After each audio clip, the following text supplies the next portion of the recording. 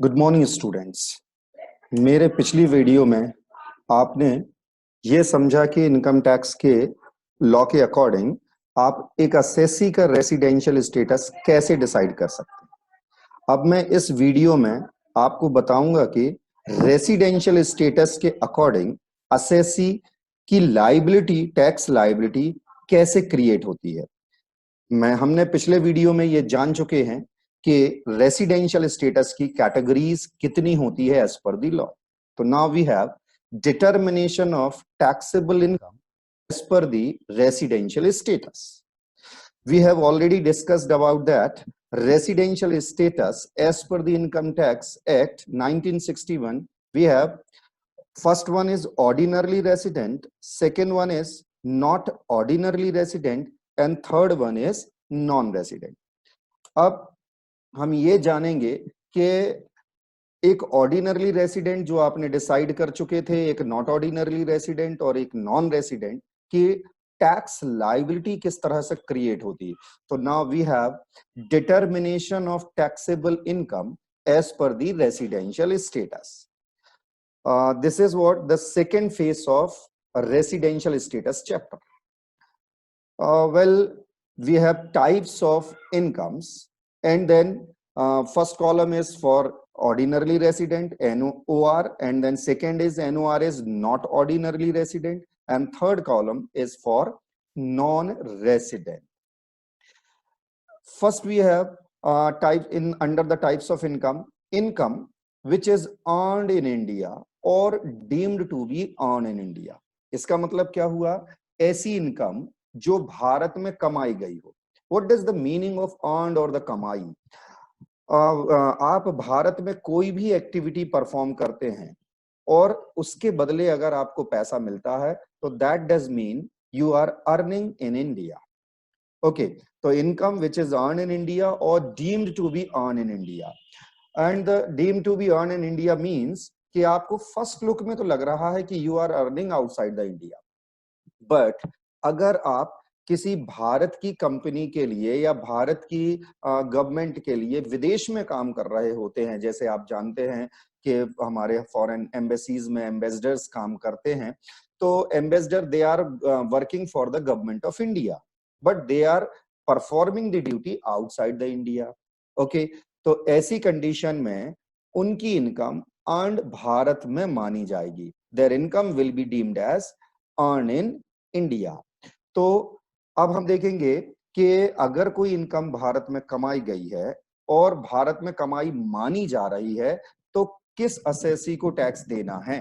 तो अपने कॉलम में चेक करिए, सभी तीनों ही असेसी के केस में मैंने राइट लगाया हुआ है। इसका मतलब है कि अगर आप ऑर्डिनरली रेसिडेंट है तो भी इस दशा में टैक्स देने के लायबल है, नॉट ऑर्डिनरली रेसिडेंट है तो भी आप if you earn any income in India, and even आप नॉन रेसिडेंट हैं टोटली तो भी आपको भारत में ऐसी इनकम पर टैक्स देना होगा which has been earned in India.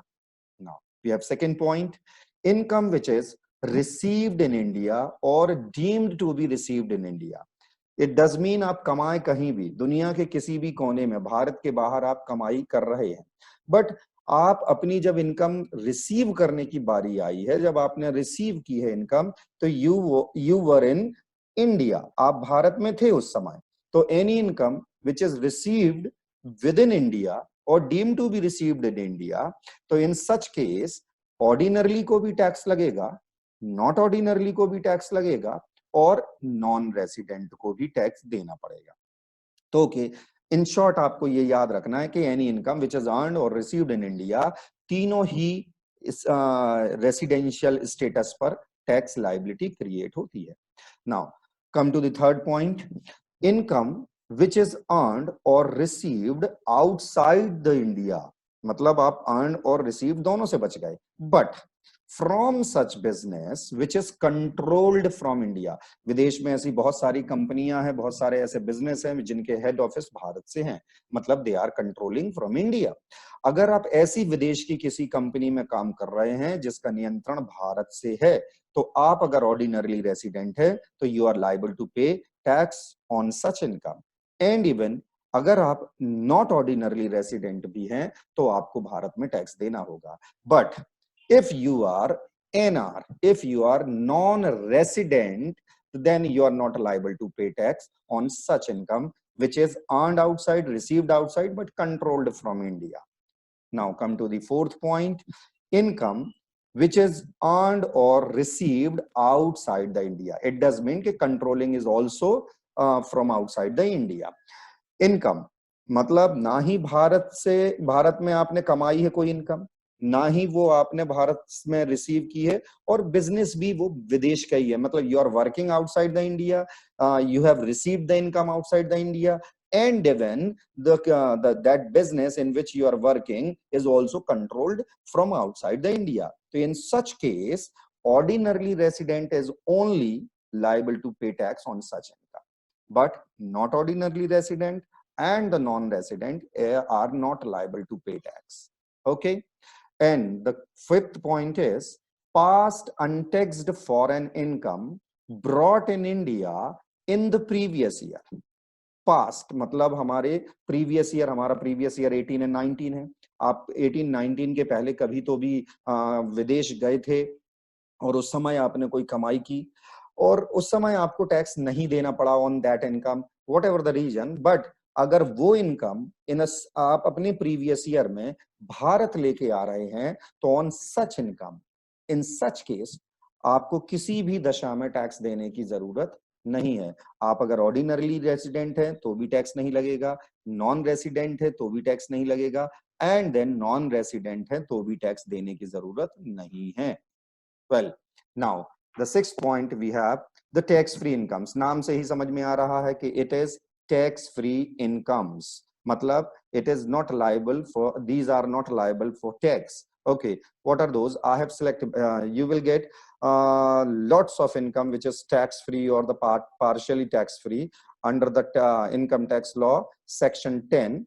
You may go through the chapter tax-free incomes, but I have extracted some tax-free incomes, which are those. First one is income from Indian agricultural land. अगर आप भारत की कृषि भूमि से किसी भी nature की कोई कमाई करते हैं तो आपको भारत में टैक्स किसी भी रेसिडेंशियल स्टेटस को फॉलो करते हुए नहीं लगेगा। Then second B point is part of income from partnership firm in India. मैंने पिछले वीडियो में आपको बताया कि मेनली हमारे पास असेसी के 5 प्रकार होते हैं मेन, जिसमें एक पार्टनरशिप फर्म भी है। इट मींस के partnership firm itself liable to pay tax.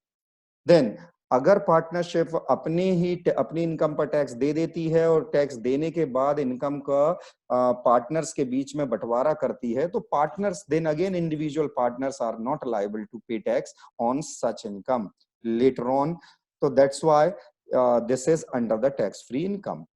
Okay, part of income from HUF, Hindu Undivided Family, same as partnership firm. HUF itself an assessee.